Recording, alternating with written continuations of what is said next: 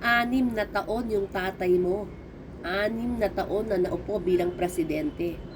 Walang nagawa sa Davao. Walang legacy sa Davao. Tapos mang-aangkin kayo ng proyekto ni hindi nga pinirmahan ng tatay mo. Bakit? Kasi wala siyang komisyon, wala siyang makukuha. 'Di ba? Wala siyang makukuha, kaya hindi niya pinirmahan. Hinayaan niya na lang. Naghahanap kayo ng Duterte legacy sa Davao? Nung presidente si Digong? Wala kayong makikita.